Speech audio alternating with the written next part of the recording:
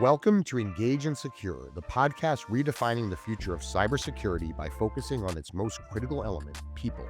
Powered by Outthink, the world's first AI-driven human risk management platform, we bring you thought-provoking discussions with industry leaders, innovators, and experts.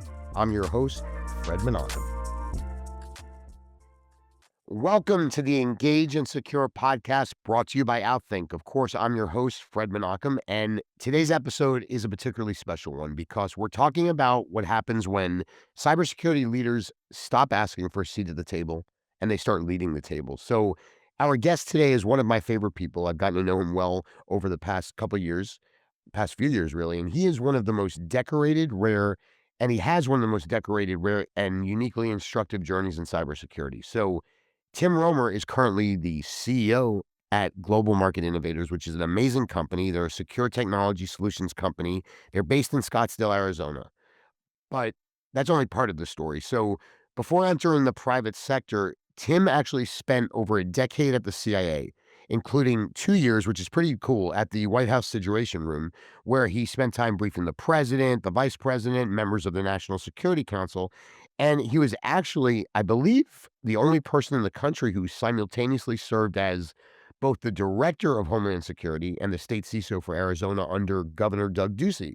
So as I said, he's someone I've worked with, admired, I've gotten to know and respected for years. And Tim Roemer, man, it's so great to see you, brother. Welcome to the show. How's it going? Well, thanks, Fred. Always good to be here with you and for a great cause and looking forward to this conversation. Thanks for having me. Of course, man. Love having you. So, look, you've had, and we've talked about this so many times. You had one of the most unique journeys in cybersecurity. It's hard to deny that. And you've been, CIA, Homeland Security, the White House Situation Room, a state CISO, and now, which is pretty cool, you've transitioned into becoming a CEO. So, why don't we start at the beginning? What first pulled you into the world of national security and cyber? Because I know the journey, but I don't want to give it away. So, why don't you talk a little bit about that? Yeah, what really pulled me into national security was I graduated from high school shortly after 9/11, and I had kind of that motivation like a lot of Americans or even a lot of people around the world that wanted to go fight terrorism. And so in college, I really just applied for an internship student trainee program with CIA. And the next thing I know, I'm taking a lifestyle polygraph in, Virginia in the middle of a snowstorm too. So you talk about being completely out of my comfort zone in that environment. The good news is from a career perspective, and we always learn so much from our experiences, is that my life experience there was I was really young. I was a Yeah. little naive, of course. And I don't think I put any pressure on myself. Hey, I have to get this internship. And that's why I probably aced those interviews. I think it's a good life lesson that like don't overthink something. Be yourself. And this is advice I've gotten recently in my CEO role, and we'll talk a little bit about that later. But getting into national security was really for me about going and fighting counterterrorism at the world's most premier intelligence agency at CIA shortly after 9/11. What got me into cyber was 10 years later once I realized that cyber was a new wave of terrorism because you could be attacked by anyone at any given moment, anywhere around the world. And that was a game changer for me. So that's kind of like what that was my light bulb moment that, hey, cyber terrorism is here to stay. I better start, learning up. So, you know, I think that's a great quick. I wanted to just go back for a moment because you had once told me that, another reason why you went, and probably the biggest reason is because you have children. So, you know, uh, I know who you are. You're a dad, of course. You're a family guy. Uh, and I know, of course, your children really, gave you that, idea that you really wanted to protect the country and keep them safe. But also, I know that when you were in the CIA and all that, it was difficult sometimes to spend enough time with the kids. So you want to talk about that and sort of some of that Sure. and some of those challenges? Yeah, it's a good, the conversation today is going to be a lot about the human factor, and I love talking about this. So, what motivates us as individuals? What's, our human behavior for motivating us? You're absolutely right. I've talked about my kids a lot. What got me into that career was obviously pre kids. But once I had kids and I was in that national security job living in Washington, D.C., far, far away from my friends and family in Arizona, where I grew up, it was motivating to want to go back to Arizona if I could continue to have that type of a meaningful career into work in national security, but do it from Arizona, that was the perfect scenario I wanted. I found that because Governor Ducey gave me the opportunity to come back and work in Arizona to take my unique 10 years at CIA and 2 in the White House Situation Room, bring that experience back to Arizona and help him in his administration with all of his homeland security, counterterrorism, cybersecurity priorities, and all of that. So that was a tremendous opportunity. From there, cybersecurity daily, you're right. My kids are a motivation because for so many reasons, though, but cybersecurity is so much more about the human behaviors and protecting human beings. This is not a virtual problem. This is not a digital problem. There's a real life physical consequences to all these cyber terrorist attacks. They affect real people, devastating impacts on our children. And yeah, my kids have definitely been a motivating factor there, not just from like where I live, where I work, but the meaning of the work behind it. And of course, and look, I remember, the years we worked together when you said, "Look, in the morning, there was a long time you didn't get to spend as much time with your kids." And I remember you said, "I'm not taking these meetings." You said it, you had a line and you said, "I'm gonna take my kids to school and I'm gonna spend time with my kids." And I always admired that. And I think that's so Thank you. important. Well, thankfully, I had good mentors in my life. Governor Ducey was one of them. Former Director of Homeland Security Gil Orantia is another. I served as his deputy director for a while. He's like the most decorated FBI agent in history. Survived the Miami shootout. I learned so much from Gil, and Gil really taught me. And I saw it. It was more than words. With Gil and with Governor Ducey, they led by example. They really did. They would work their tails off. They were committed to the cause, but they were really good about at some point in every day, you got to be there for your family. You won't get that time back. So if you're going to work all night, make sure you get home for dinner type of a thing. Tuck your kids in and go back to work or fire up the laptop, so to speak. That type of mentorship was really good. So I didn't come to those conclusions on my own, but man, I'm glad I had good people around me to make good advice, and only a matter of time before I started listening. Yeah, listen, that always happens, right? We get older, we start listening, and look, it's great to rely on other people or listen to other people and get other opinions. That's how we That's grow. Yeah. but Fred, you bring up a good point about the time difference in like my career. So think about like this, like in the human factor of cybersecurity, it's all about somebody, they have to be right 100% of the time. And when you're wrong once, that's your worst day, right? Well, when you're like working on different time zones and we're working with people from all around the world, you're dropping kids off at school, you're jumping in on a call, everything else. The potential impact of making a mistake is far more grave than what we really think of it? And that's why I kind of drew a line as well. I was like, hey, I got to be on top of my game as well. So amazing. Now, I want to backtrack a little bit because not necessarily backtrack, because, as we go through your career, because something I love this story. And I think it's so important that, look, you weren't in cyber, as we know, we talked about, and something happened, something that's near and dear to our both of our hearts because we both, foreign policy. And so I'll let you talk about, how you fell into it with the Iranian stuff going on and your oh shit moment, excuse my language. But Yeah, the "oh yeah, shit" moment was when, Iran was attacking American financial institutions, with DDoS attacks. So they were shutting down, like, Bank of America's website for multiple hours, unable to do commerce. I mean, that's like economic terrorism. That's so many different things, and that's what I meant when I said it there's so much more than a virtual problem.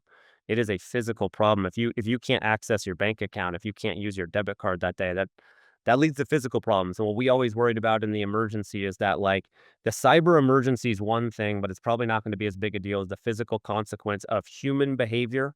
So what we would always refer to really is consumer response. When the consumer response panics and the public panic sets in, that's when you get to rioting and looting and not enough supply chain to go around. That's when you end up with your real security threat. The National Guard's going to come in to help you with more than just that cyber incident. They're going to have to restore law and order as well. So my light bulb moment really was when we saw in the National Security Council that we were gonna have to brief the president, vice president, National Security Council on cybersecurity. That was a new thing going back to like 2012 we were ready for active shooters and waking the president up. We were ready for, countries invading other countries, missing planes, all the horrible things that would happen in the world. But cyber, like at that time, it wasn't like a threshold. You didn't have your red line for, hey, if this happens on cyber.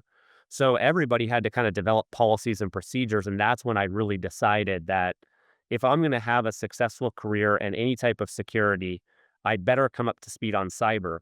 But I'd like to think I was smart enough to know I wasn't going to go back to school at that point. I wasn't going to start a new career. So I needed to figure out how I would understand the threat level in this whole threat environment, figure out a way to put policies and procedures in place to help prevent it, learn how to brief on cybersecurity to senior level officials, and then really make my impact from that side of it, as opposed to coming at it from a ones and zeros from a technical perspective. And look, in many ways, like you said, it was trial by fire, right? Nobody really knew. I mean, which presidents were in the White House in the years you worked at the CIA, or So at least in NSC? while Yeah. I was in the White House, it was Right. President Obama. Those are the Right. 2 years that I was there for that. While I was at CIA, actually one of my best memories is President George W. Bush Love swearing them. in he swore in, General Michael Hayden as our CIA director when I was a student trainee intern. And that was the coolest moment for me because I got to go down to the lobby where the CIA seal is on the floor and the stars are on the wall.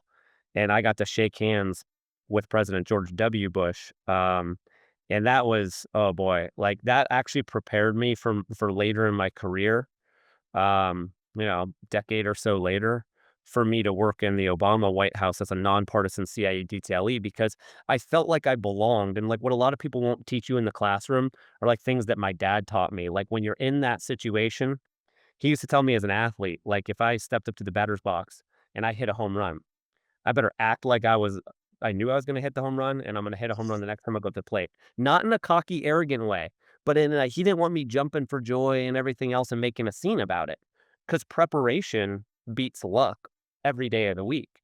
Well, when Right. I got a chance to meet President George W. Bush and shake his hand and then realize, "Hey, this is kinda part of my career now, keep cool." Well, then when I found myself in the White House, I wasn't like, "Oh my god, I can't focus, I'm around the Right. president. Oh my gosh, I should really go up and ask him for an autograph. Let's go." I mean, we weren't allowed to Right. have phones with Right. us for security Autographs. reasons. We're showing our age, by the way. I have a lot of Yeah. autographs. You're right. Exactly. Right. Okay, for Right. for the younger Right. crowd, Right. taking For the selfies. for the younger kids. Right.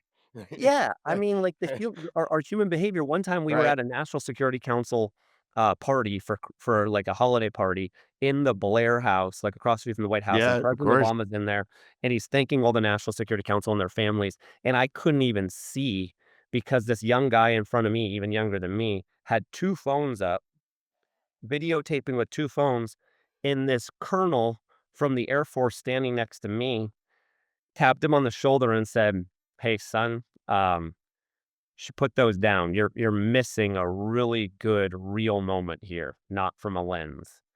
And that's what we gotta figure out is, like, how we have those real world experiences, but for me, having been taught that, I try to act cool, calm, and collected in every environment, and it helps me, if you're briefing policymakers, senior level elected officials, if you've gotta go on the news and talk about bad news, good news, anything, you need to understand that, like, you belong there for a reason. It's not the first time you're there, it won't be the last time you're there.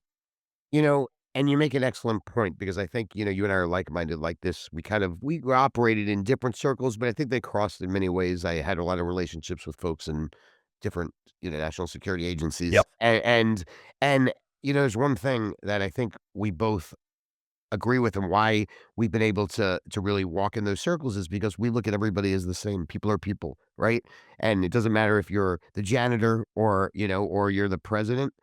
We both respect people equally, and I think that's what makes the ability to be comfortable in front of anybody. I mean, would you agree with that? That's probably has something to do with it, right? That's 100% correct, and Yeah. I've been really blessed and fortunate in my career because I started off as an analyst, and then Right. now I've worked my way up, like, to running the Department of Homeland Security and then now being a CEO, but that gives me an appreciation for if I walk into our SOC, the appreciation I have for the person who's, on the clock, eyes on glass, hands on keys. I've done that. I've worked shift work. I've worked Right. nights, I've worked weekends, I've worked holidays. So it gives me that unique perspective. So what I don't have maybe in the technical expertise, I make up for in the real world experience having been in their shoes. And that helps. It's the empathy. Um, Pat Gelsinger, the former CEO of Intel and VMware, one time told me, he said it's about urgency with empathy. Everything you do has to have a sense of urgency to run a good, successful organization, but you have to be empathetic to everything happening in those individuals' lives that work for you, what's happening in the world, and how it's all connected. So to me, it's so simple. Everything we do, we need to have urgency with empathy. If we can do that, I think we can be successful. 100% agree. And so let's talk for a moment, and I do wanna get to something else, another talk about something else, but I wanna continue part of this conversation because I think it's so important. When you went to Arizona, you just hit on a really important point. You talked about technical ability. A lot of people, like, listening or watching this will be like, "Well, I don't understand." If they don't know about cyber, if they're not in the industry, they're like, "What do you mean?" And so I think, number 1, we should talk a moment about how you went in there, how you walked in, right? There really wasn't, as you said, there really wasn't a sort of infrastructure in general in this country and certainly not in states. And so I don't want to give it away. I tend to do that sometimes. I'll let you tell your story, but you walked in and how you kind of got there, you looked around and a guy that didn't come from a technical background, right? So how you handled that, how the empathy came in place and how that all worked out and how you managed to lead and with and without that strong technical support. Yeah, it That was was like a about loaded, by the way, sorry, that was like a really I loaded got you. question, but I think you got me, Tim. Yeah, exactly. Yeah, Right. it was about 2019. I was transitioning out of a role in the governor's office where I wore 2 hats. I was the deputy director of the Arizona Department of Homeland Security, and then I also advised Governor Ducey as his public safety advisor. In that capacity, Governor Ducey was a phenomenal leader, well ahead of many leaders in the country, where he prioritized cybersecurity spend and as a focus before it was even a buzzword so much. So when he came into office around 2015, he tapped me to help us come up with our cybersecurity strategy.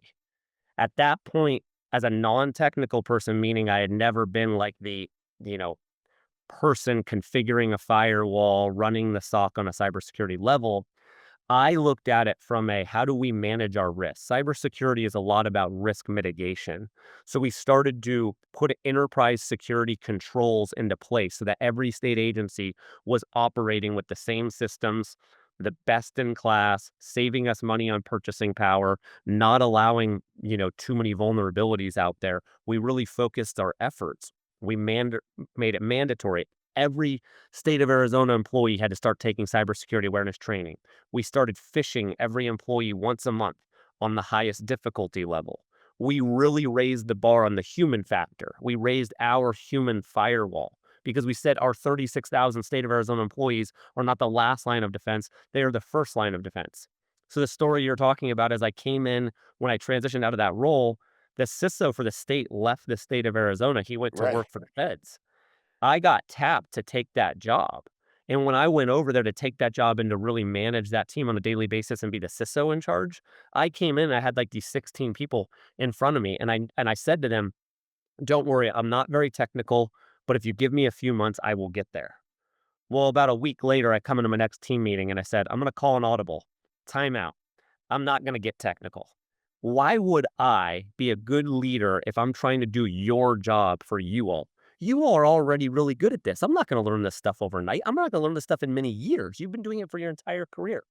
Let me do what I do well, which is put policies, procedures, help us on our budget, our legislation, all the other things of leading the team and creating a culture of cybersecurity awareness, going out and being our spokesman for the team, getting us the resources we need. We became a lot more successful because we started leaning on people for the right roles and responsibilities, didn't force, anybody into something that they weren't good at.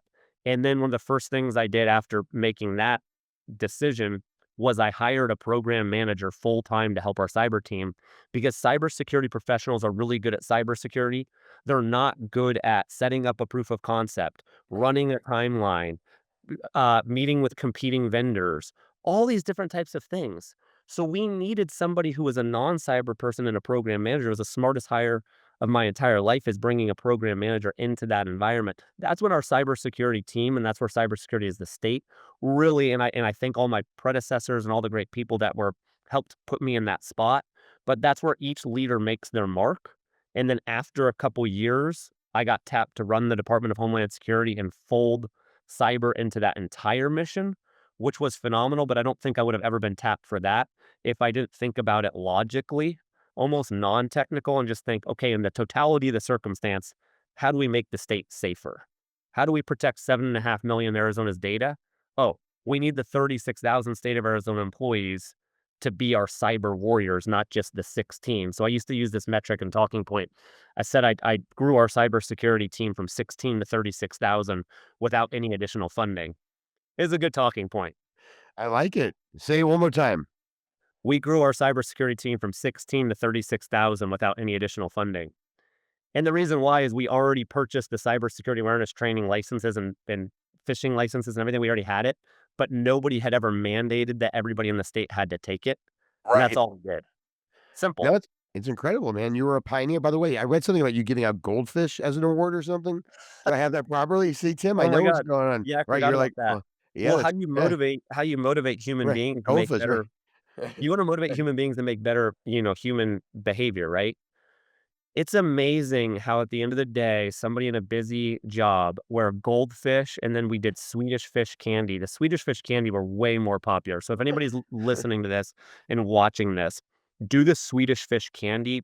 People get Right. excited about Swedish I fish like candy. the So we would bring them around to state agencies at meetings and go hand them to people. We'd find people, anybody who flagged. Now you have fish alert buttons. You can click, oh, this is phishing, fish alert. right, Prior exactly. to Right. that, we had a policy, hey, if you get a phishing email, send it to like the Arizona SOC. Anybody who caught a real phishing email and sent it to us, we would show up with like Swedish fish candy and goldfish crackers. And then it would make their Right. day. I mean, it was just the little nice little things. I will tell you, trial and error, I thought I was super funny, and I was, like, really gonna hit this, like, out of the park. I thought I was gonna do the little gold-covered, chocolate coins, those little things? Well, Hanukkah, for Jewish guys, it's called gelt, right? Exactly. Yeah. Yeah. Right. Okay. Right. So I Right. Right. decided I was gonna start taking those with me, and my tagline was gonna be, "Thanks for saving the state of Arizona Bitcoin by catching that phishing email," right? Safe data is Bitcoin, here's these gold coins. Well, it turns out that those do not do well, especially in Your heat right, like your pocket. Arizona. Oh, trust me. Right. Exactly. There. Right. That was a lesson learned. Well, look, what was the tagline again? Give me it to me one more time. What that The tag, the chocolate. Yeah, you said you had a tagline. You just said, Oh, I right. said Yeah. I said, Right. "Thanks for saving the state of Arizona Bitcoin." Right. I say that because, you sound like you could, there might be a future for Tim Roemer running for office. I Oh, was like, I'm no, hell no. And right. Exactly. only focused Right. on the job I have and all the Right. great employees we have here, but then, I need yeah, I need to do a good job here. I was joking, but that did sound like a politician right now. I'm only focused on being governor right now. I don't want to be president. Right. Anyhow, but okay. So I want to move on to another section, but let's kind of close this part out because, all joking aside, melted chocolate, Swedish fish, goldfish, we now know, what works better. So you've operated though, like clearly, we know this at the highest levels of national security. You've been inside the CIA, you've been in the situation room, you've been in state government, you weren't even in cyber initially. You found your job at a job fair. When you first went to the CIA, you had an interesting, trajectory. And it's a great American trajectory, by the way, because that's exactly what this country's about. So, you fall into things that you end up, in national security and trying to figure out your trajectory. So with all that, what's the single mindset or principle from, like, all those high stakes environments that you believe, like, looking back, like, looking now, because you're a business leader, that business leaders still get completely wrong when it comes to managing risk? I mean, as far as managing the risk is and I'm gonna sound redundant here, but it's human behavior is the biggest, riskiest part. So when look, I knew I was moving the needle on cyber in the state of Arizona when I got out of a meeting in our conference room as the state CISO, and I was with our IT team and CIO and others. And our executive assistant said, "Hey, Tim, really quickly, want to give you a heads up. You're going to have a message from a employee who's very upset. He's from the Department of Transportation. He does not think he should have to take cybersecurity awareness training. He actually showed up while you were in the meeting, demanded to meet with you, said he's very upset about this policy. Anyway, I knew I was like on the right path. Nobody has all the answers, but because it was like it was change, right? Nobody nobody really does well with change, but you have to modernize in order to, gain that cyber resiliency. And it was a little bit of an out of box experience for people who weren't used to it. They felt literally there was still a time, and people are still like this to today, and this is why the human beings are the biggest risk, where people think they don't matter. Oh, there's some firewall. I got somebody said to me the other day, like, I was giving a cybersecurity threat briefing at some event, and somebody said, "Oh, but my company has all these VPNs and firewalls, and they've got a whole cybersecurity team. I don't need to worry about it." And I said, "Well, what you click on, what you do with the information you give up on the phone, the text message," and I started explaining, I was like, "You're not the last line of defense, you're the first line of defense," and it starts to click for people. So what people don't get right about cyber is they think there's some dollar figure out there that protects you. Millions of dollars and all the advanced technology, and at the end of the day, you're just one human being's mistake from your worst day and going out of business. And believe me, I will tell you right now, you've probably heard me tell you this. I had probably like a $20 million cyber budget when I left the state of Arizona, and I almost went down because of a $5 HBO Go account that was up for sale on the dark web. So get this. We were Wow, I don't considering know if you told me the story, by the way. Okay, well, great. Yeah, Here's a new good, I'm so story for you. excited. Yeah, I love new stories. Yeah, exactly. We Right. had when you have vendors and partners that wanna have business added on, they will want to add modules to their current contract. So, I was at a point in my career where dark web recon was a thing, and they said, "Hey, for a little bit more on your current contract, we'll include dark web recon." And like good government, employees or at least good organization, we said, "Well, show Right. us the value, show us the ROI." So, we had this really large company configure all their AI and algorithms for any az.gov that was on the dark web. Well, early one morning, they ping us and they said, "Hey, you have a HBO Go account for sale for $5 on the dark web." The user used their state of Arizona email address as the login, not even just as the email, as the login. The password, how much you want to bet, is the same that's up for sale as for that email address at that state agency. Well, guess what? They were right. Immediately, first thing that morning, we had that state agency disable that account, do a forced password reset, save the day, nothing bad happened. That employee was talked to. That's because one employee decided on HBO, hey, I'll use my state of Arizona email address as my username with the same password. I mean, we could have gone down because of something that simple. So what people get wrong, and at the executive level, they think there's a dollar figure that can save it. They think there's a buzzword that can save it, and it's not. It's the human beings. At the end of the day, they are your riskiest. If we drive around town, what's the most dangerous thing we do? Drive our cars. I mean, like we go around town. It's because human beings, driving the vehicles, impairment, distraction, mistakes that, get made. It's the same thing in the cyber world.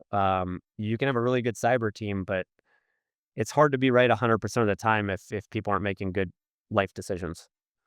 And also, I really gotta move on to the next section because I love talking to you, Tim, or listening to this stuff. But I think though also we talk about, human beings and we're always talking about them as risk, but also they can be, our greatest, uh, they can be our greatest, not allies. What's the word I'm thinking of? I'm losing my train of thought.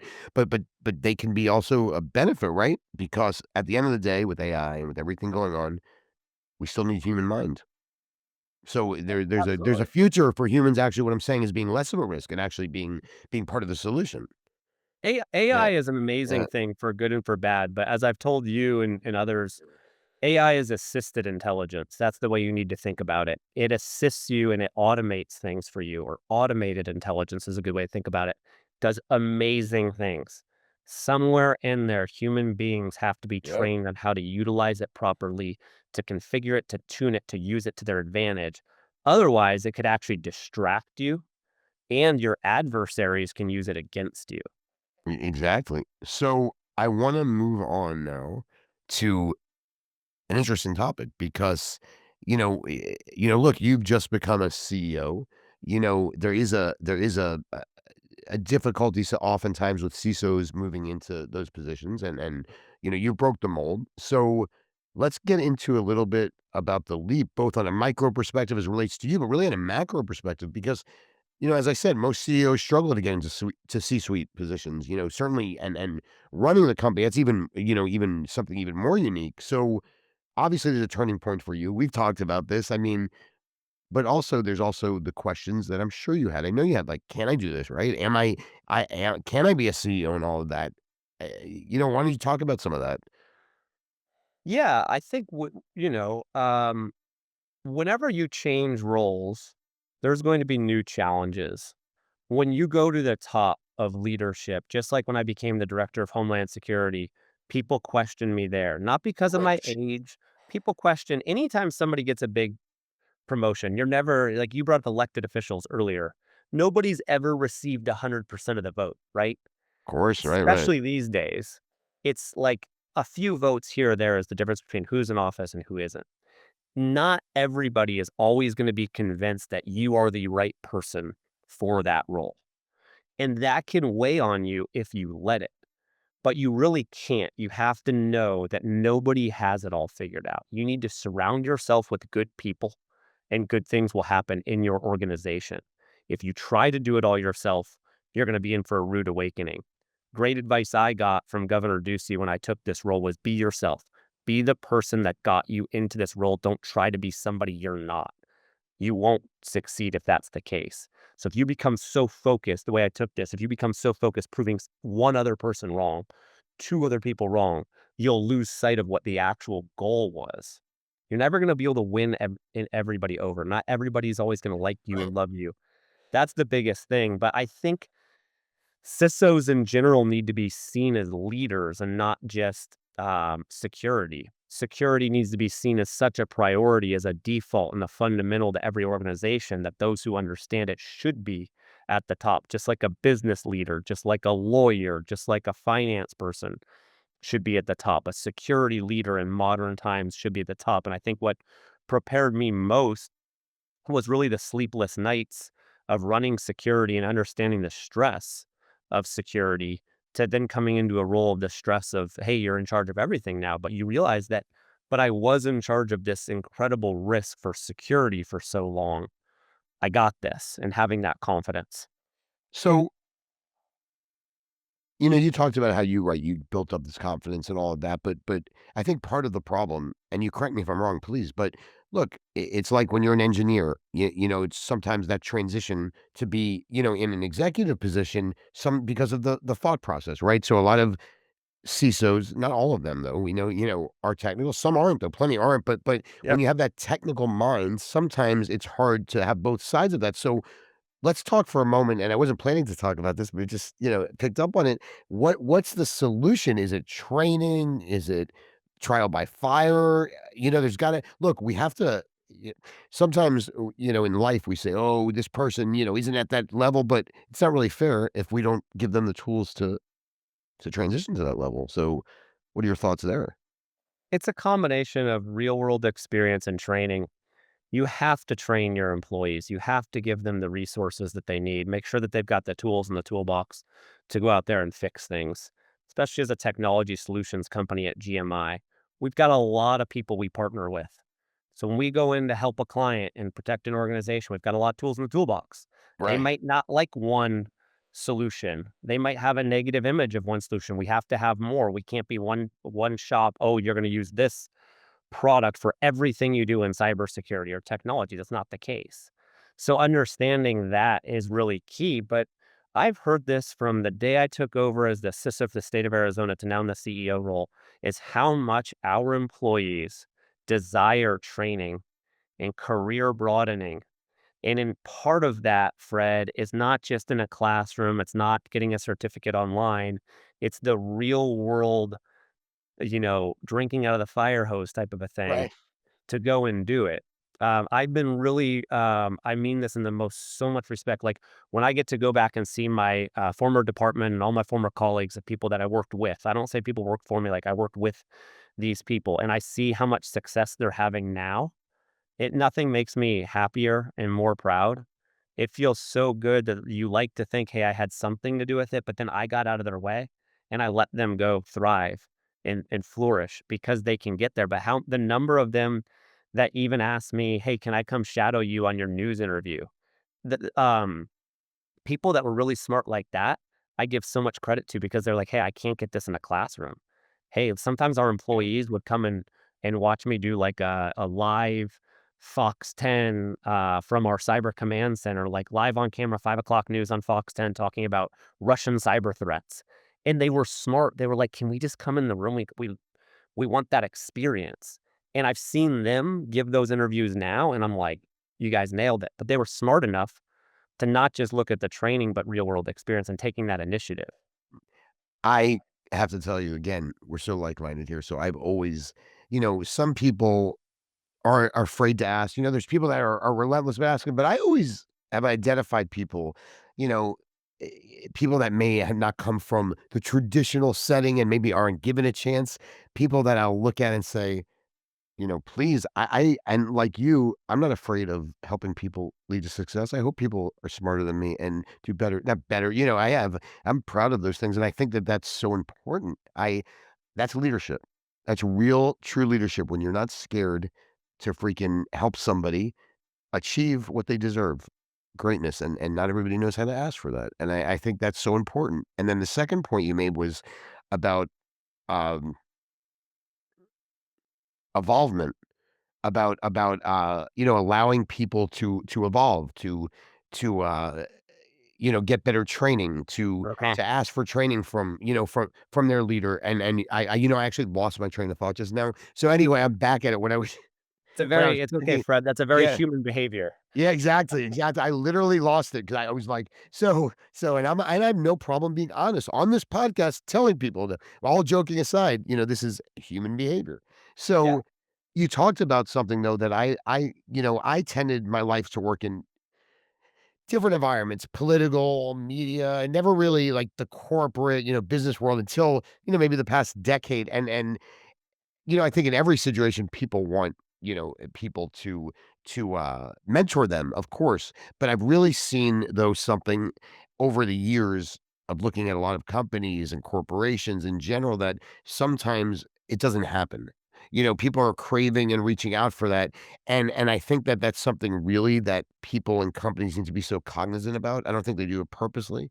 They're running a mile a minute. There's so much going on, but I think sometimes, people think that everything, short-term gain, but if you wanna stay in business and if you're a startup, like any company, like, you're a smaller company, Outthink, and they know this too, and you know this too, you have to invest in the people that are working with you because if not, then they'll disappear. I've learned that over the years, and I think that mentoring people is so important. So, I agree with you there. Uh on that note, let's go to, I know that you always had a Tim Roemer always has a plan, but I'll let you talk about it. But no, you had a plan. It was a certain amount of years. It happened much faster than you realized, and I think why don't you talk about that plan you had and then sort of how it manifested itself? Well, yeah, I mean, like I think famous words of, Mike Tyson, everybody's got a plan until they Right. get punched in the face type of a thing. Oh, that's That's I just love it. Well, come on, say it, man. That's like one of my favorite. Everybody's got a plan, right? Everybody's what do you say? Everybody's yeah, got a until you plan, get but punched in the right, mouth type of right, thing. right, Yeah. right. Exactly, right, right.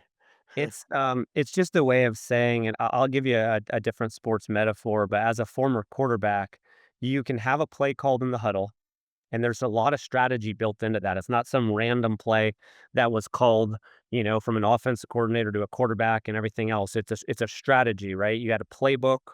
That's started with like your 30,000-foot strategy. And that's like your 5-year plan, and then you boiled this Right. down to this game plan, to this drive, to this exact play based on this, down in distance.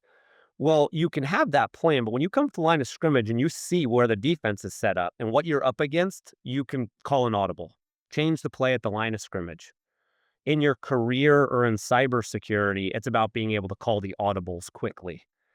You have to have a cybersecurity plan in place and you've got this strategy, but you have to be able to maneuver each and every day and to be agile. That's really important.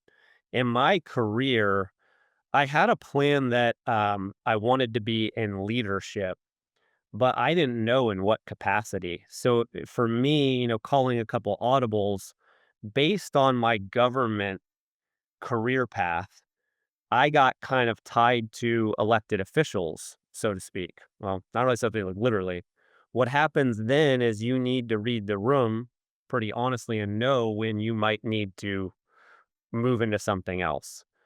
When you serve at the top of government and you're elected as out of office, for me, that was kind of my career shift because I thought I was going to go government all the way, to be completely honest with you. But You did originally, right? Mm. when I had the opportunity to work for Governor Ducey and such a strong leader, when he left office, I recognized that that was my opportunity to call my audible. I should go to the private sector. I should learn about solutions, not just the challenges I saw in government, the solutions that were being provided to me that I was reviewing to find the right fit for. I wanted innovation. I wanted to be part of the innovation and solving these problems, like research and development, working with companies to find a solution for one of our clients is really meaningful and impactful work, especially when we're doing it for a government client. It's great work, but you get to come at it from a totally different angle and a different experience.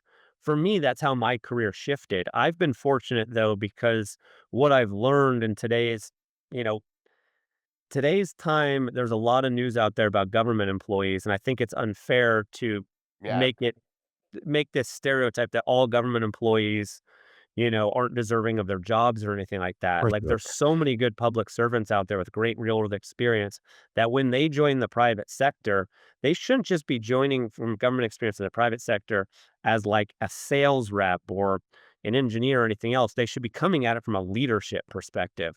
So I'm grateful to the owners of my company and to our leaders for sort of recognizing my experience as a leader. And then after a couple years in the private sector, recognizing that those same leadership skills could be just as impactful and beneficial to a private sector company as they were to a government agency.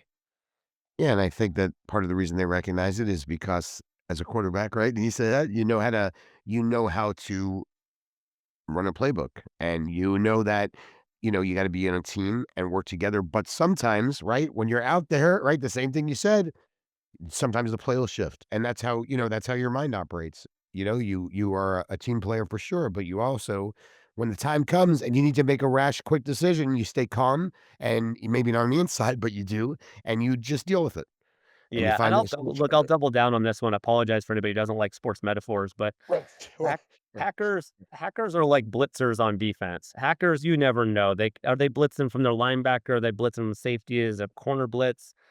What types of blitz are they blitzing and then doing something complicated where the defensive lineman drops back into coverage? Hackers will always keep you on your toes, so you better be prepared. And then I also say cybersecurity is a lot about blocking and tackling.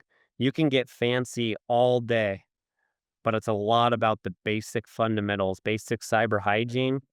95% of cyber risk is basically at that human level. That's the blocking and tackling that needs to be done. No doubt, and I would say one thing also that, we always talk about this, hackers are better at the human factor oftentimes than right? I mean, they figure it out, right? The romance scams and all that. I mean, they're very good at it. All I mean, all joking aside, and we should probably learn from them. I'm serious, and train. Look, you learning from the criminals sometimes and how they operate. You know that, right? You have to get inside the mind, and they're very good at it. Clearly, I mean, romance things, I mean, I never understand why people fall for that, but, I see it all the time, right? People, so and that's just one example, but, uh, I kinda wanna move, I know you and I could talk all day, but there's so many things to talk about, so let's talk about one other thing here, and then wanna move to a little more into the CEO seat, but, we talked about already the lessons from state, but well, no, we didn't get into it too much. That you took lessons from state budgeting and Arizona's $1 billion surplus. I don't think we talked about that too much. And then I want to talk about one thing. I'm just throwing this at you, but how you deal with how you get your big break. Is it where does the big break come from? Is it social media? Is it LinkedIn? Right. It's it's never in one spot. You need to have a strategy for your big break, not just personally, but professionally in like a, Right. for your own organization, like being a CEO now. You never put all your eggs in one basket. It's like cybersecurity. It's a layered security approach. You don't have one cybersecurity vendor doing everything. If they go down, you all go down.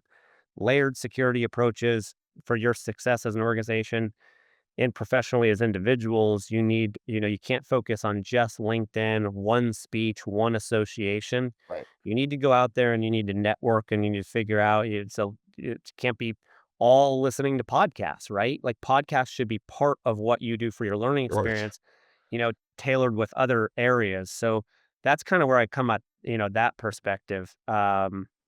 But you had asked about like, success, and then you'd asked one other thing. Was the other thing? It's my CEO experience, but What a memory you have with, like, my ADD all over I talked about the lessons from state budgeting and, oh, the you billion took a lot dollar, of yeah, the lessons. bill. Oh Yeah, the yeah, $1 billion surplus. Yeah, yeah, I mentioned that, but I just mentioned it, oh yeah. man. So Yeah.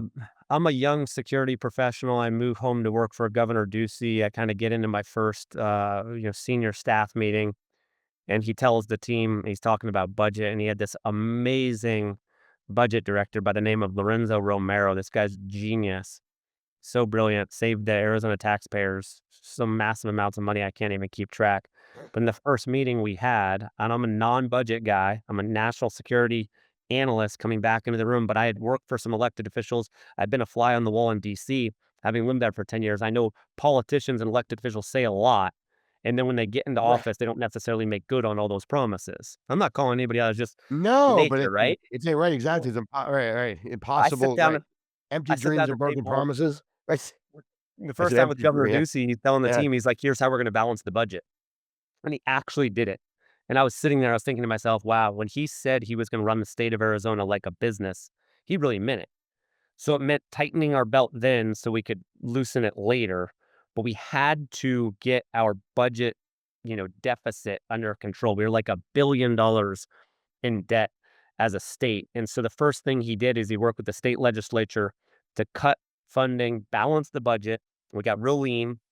Then he sent his budget director to New York City to renegotiate the state of Arizona's debt with Standard and Poor's and Moody.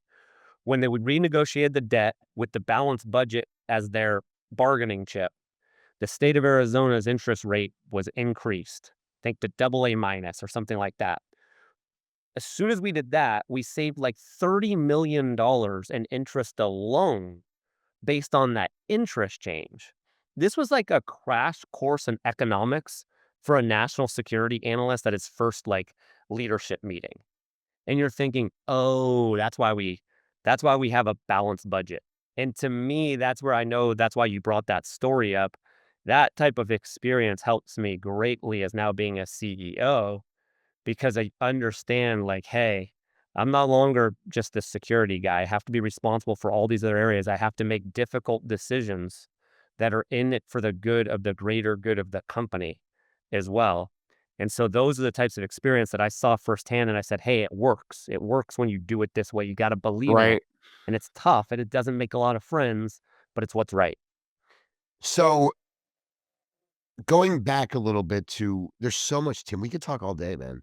I mean, literally, this could be like a 5-hour podcast, but I wanna we talked about, you know, going from CISO to CEO and now that you've been in both positions, right? And you've been in leadership positions, so you're sitting on both sides of the table. What's the biggest blind spot I guess CEOs have when they're talking to CEOs, and how can they shift, right, transition so they're able to do that?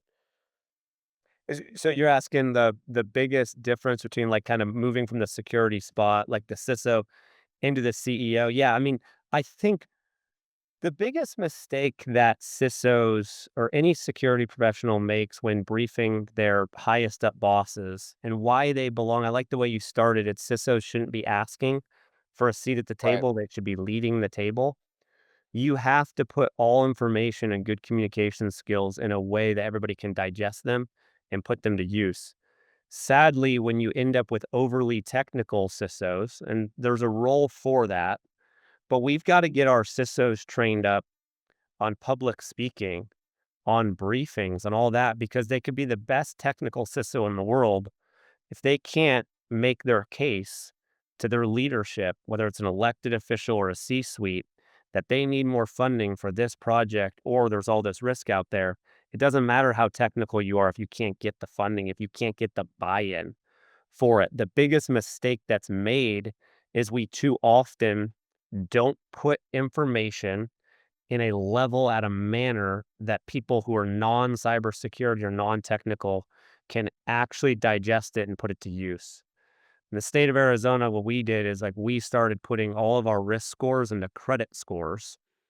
And that was Oh, brilliant for the that's company right. we You're were taught. working with. Yeah, Yeah. Yeah. Risk was who we Yeah. used at the time. The reason why we liked them above anybody else at the time was we knew that it was a way that somebody could say, "Hey, you don't have to understand cybersecurity vulnerabilities, but you understand a credit score." So if I tell you your agency is at a 550, you know you better be putting more attention to cybersecurity.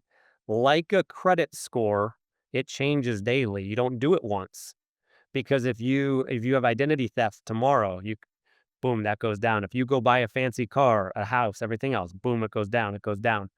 So the great thing about putting cybersecurity risk and vulnerabilities into a credit score is it showed that where you needed an elected official or a leader to buy in, it was easy to understand what you're talking about. And it also pushed the case that it's a 24/7, 365 issue. Yeah. So if you could, I mean, like, you've been in both positions. Yet there's so much knowledge that you bring here. So looking back, right, at your career or as being a CISO, but really all of it, if you could redo something, tough question, man, right? But we all have things that we look back on. I mean, hindsight's 2020, right? So for all of us, I mean, so if you could look back and there was one thing you'd want to redo, knowing what you knew, know what you know now, what would it be? Oh boy, that's a Haha, oh boy, did I stump you there, you man? actually you did stump me there. I try to Love have it. that. I'm kidding. I don't No, no, no. no. I try to have that like sort of no regrets, like everything happens for a reason and you And I roll with agree. it. It does. Yeah. Um, yeah, I think, I understand my strengths and weaknesses for sure, and I know my weakness on the technical level, is there.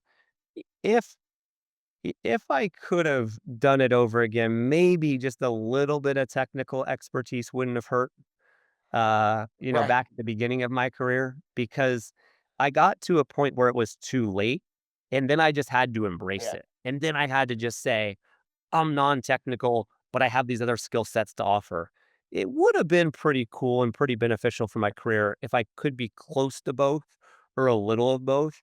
I think that's where my lesson learned is and where I would say to anybody that's younger out there listening to this, and I'm working with some people in Arizona that are far smarter than me on curriculum, workforce development, things like that at K through 12 and at higher education as well. We need cybersecurity leadership courses in cybersecurity curriculum. So just teaching somebody how to get a certificate doesn't necessarily make them well-rounded for a career in cybersecurity. There should be like CISO style courses. Your end game, if you're going into cybersecurity, should not be to configure firewalls for the Right. rest of your life. Right. You should have a much bigger path, right? Like when someone goes to business school, they don't say, "Here's how to do your entry level business job for the rest of your career." No, they're teaching you all about business ethics and all these other things. Cybersecurity needs all that as well. So I think, if I would change one thing, I would have embraced a little bit more of a technical expertise when I had the bandwidth to actually do it. Sure. And look, I mean, let's be realistic. That makes sense. And by the way, it's not a weakness. You surround yourself. We all have things we're better at, right? And then in life, unfortunately, and I know that things maybe are changing in the world, but it's just general human nature where people say you have to be good at everything. Makes absolutely no sense, right? We surround ourselves with people that have different skills than we do and people who are smarter, hopefully, and that's I think but I think the thing is, yeah, of course. I mean, I wish I spoke Mandarin Chinese, but I'm being funny. I'm Whoa. just saying, well, no, I really do actually, right? You're right. But all joking aside, what I'm saying is yes, in hindsight, of course, but you didn't really have that option because you never really thought you were going to cyber. You So, just you made me think of this. This is why right, you and I kinda bond. That right. actually was, like, when I was working Homeland Security, that was my one regret. It Yeah. was that I didn't no, no, Oh, that I yeah. didn't speak a Right. foreign language. Yeah. Specifically for me, it needed to be Spanish, because then when I went to the Department of Homeland Security and leading the Department of Homeland Well, Security in Arizona, in I needed an Arizona, right? interpreter. So I had to have an interpreter with me on all of our trips to Mexico. If I could go back and do something different in my career, and I know it's not as much relevant to me today, but I have no idea where I'm going the next 20 years of my career. If I could go back and change one thing, I kind of changed my answer. I would have studied a foreign language, specifically Spanish. It would have really helped me in my last role. Yeah, no, of course. I mean, I grew up in Miami, so obviously, even more so than you. I mean, Arizona had, but here you're like so entrenched. So I think I have some level. But no, of course. I mean, like I said, I wish I spoke Mandarin and Arabic, but that's another story.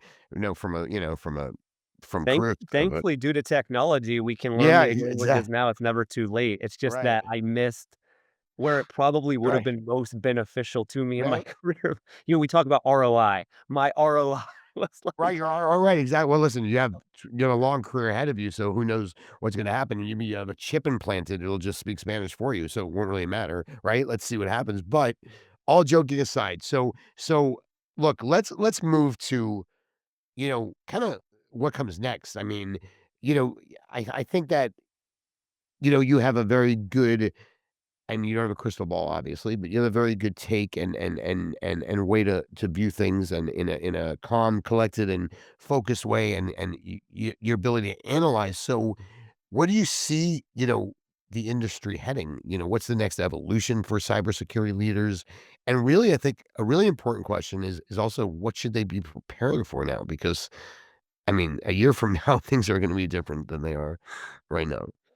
yeah, well, I'm a work backwards type of a guy. It's like Right. Ass when you backward. know a time of day that, okay, what's your end goal? What's your strategy? And work backwards. So like time of day, I always do this. And this is gonna sound silly, but like whatever time you need to be somewhere, you start working backwards to exactly like, okay, this amount of traffic to get there, this much time to get ready, this much time here, and then I get to whatever time I'm waking up in the morning, right? Okay, well, cybersecurity. So in cyber, I think what's going to happen is there will be a cyber 9/11. There will be this Yeah. massive cyber attack that has consumer response and public panic and all different types of things, whether it's on critical infrastructure, no matter what it is, that there will be sadly human lives lost because of what would be deemed a cybersecurity attack. That's that, like, in game, like, how do we work backwards to prevent it? The way you would work backwards is so being in the private sector now, more innovation, more solutions, not less, not putting everything under this or that. Like we need more tools in the toolbox. We want things streamlined. We want things enterprise. We need to be doing a lot of work in research and development as organizations to find the best in class that we can offer each and every organization because that tool that is provided to like a critical infrastructure company that they use, it needs to be perfect. It needs to be flawless in order for that organization, all of us to save all of our lives. So there's the innovation and the solutions that we need to work backwards to prevent that. Then it's the human factor. And I know I've talked a lot about this today, but I'm really passionate about this. I really think that despite all the AI and everything else, we need well trained human beings that are going to put ourselves in less risky of situations and less vulnerable situations.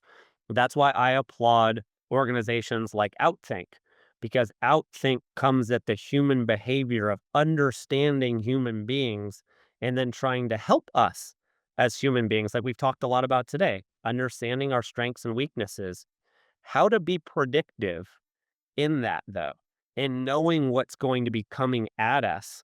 Where are the mistakes that we might make? How do we prevent ourselves from making those human mistakes before they happen so we don't end up back at that scenario. So I applaud those organizations like Outthink for the great, work that they do in the innovation. But lastly, I'll say the way I would tie this all together, if you use the MGM Resorts hack that it turned out to Yeah, be a vishing, so voice phishing attack with social engineering to get to the right people in the organization based on their LinkedIn profiles, got to them, spoke English really well, got the keys to the castle, used it to then get inside. That was a devastating cyber attack that was really just a human attack against an organization that cost hundreds of millions of dollars, yep. is very much of a headache for so many people.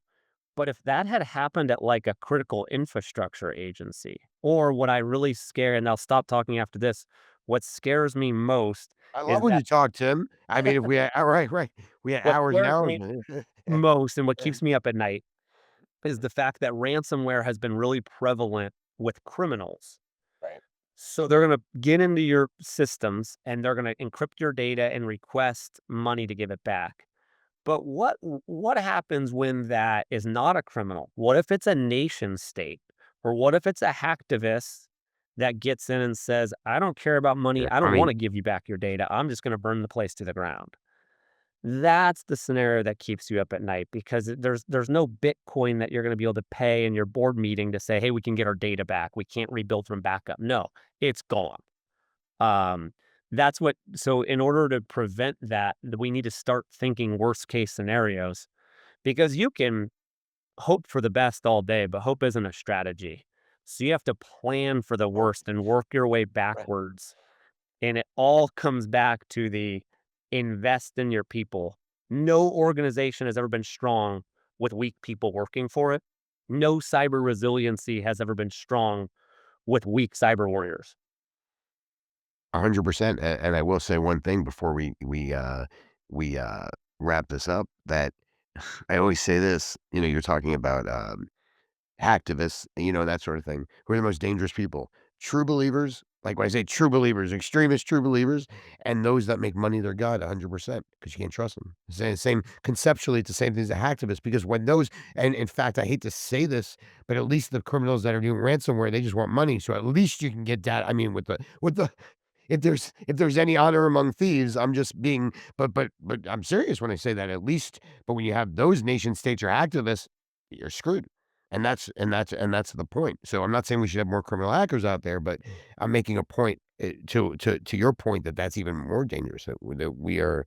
I mean, would you agree with that? Well, I In my will Fred leave our Menachem crazy, right? we're probably at time. Yeah, I will leave you with a cliffhanger for the yeah, biggest topic of cybersecurity moving forward in the world will be the legality of playing offense as opposed to always playing defense. That's whether you're in government, private sector, everything. You can't do it legally, and but at the end of the day, you can't succeed by always playing defense at anything in life. That's gonna be the biggest challenge. That's gonna be that fork in the road moment. I hope a cyber 9/11 doesn't happen, but, at some point, people are gonna wake up and realize that, like, there has to be some more offense being played. well, I will say this, that I'm a big believer in going on offense. In fact, I try to be like 10 steps ahead on offense always, because if you can, and I don't mean in a bad way, I mean in a positive way, but if we can see, right, what can happen easily and other people miss it, I think it's my ADD mind, then obviously you have to clean up less, and you're always gonna have to clean up on some level, and that's in cyber, you will, but if you're 10 steps ahead, it keeps you, and I know you're always 10 steps ahead too, Tim. So, I don't think but so, but I appreciate the vote of confidence. no, but I when I say that, I don't mean in a, in a scheming way, but you know what's going on, and it's a compliment, Tim. Anyway, just kidding. So look, I'm not good at them all the time, right? They're like matter of fact. But look, this was a master class, man, on security leadership. Building a path that you've walked. I mean, I love this. Thank you so much for joining us today. I wish that we could talk for hours, and we're gonna, of course, always do this again. But what do you want to leave us with today, man? I'm just like throwing this out there. I'm not even giving you. I'm giving you nothing. It could be about your kids. could be about anything, Well, I would just say that I uh, won't end on the negative note of, right? Yeah. all the bad stuff that's out there because it is, but that should be the motivation. What I'll leave you with is anybody listening, that should be the motivation to do more. Don't accept the status quo. Go out there, research a new security product, hire a new person to consult with you, do something because the status quo is really unacceptable. You can't wait till something bad happens. So do something proactively, but use the threat out there as your motivation to do something, whether it's in your own lives or it's in your organization's lives, but you've got to do something. It's the threat is too grave. So here's the good news. There are a lot of options out there. Um, it's not like we don't have solutions out there, that there aren't companies out there that can help. There are, but you've gotta take the initiative. And let me just add one more thing: tuck your kids into bed and take them to school, because those are the most important things, really. And I always like Tim. I know I say this; it's not just empty words. I appreciate that because families Yes, are some sir. of the most families are important, you know? And Thanks, so Fred. raising kids 100%, Tim. So look, this has been amazing. Next time on Engage and Secure, we'll keep the Tim streak alive if we can.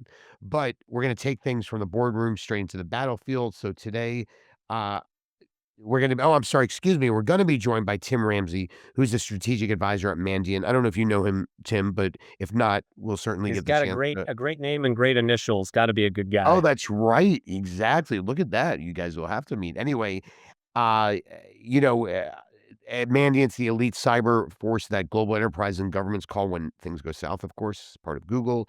But if you think cybersecurity is just about prevention, think again because Mandiant is the team you call when the breach has already happened, when the stakes are at their highest and there's no room for error. But Tim doesn't just understand incident response, he lives it. He's in the trenches every day, guiding Fortune 500 CISOs and CEOs through crisis, fallout, and recovery. He's seen it all from geopolitical cyber warfare to the attacks no one ever talks about publicly. So, next episode, if you want to talk about what really happens when the red alert hits and what you should be doing before it does, Tim Ramsey is the guy. So, trust me, you don't want to miss this one. And Tim Roemer, this is so confusing right now.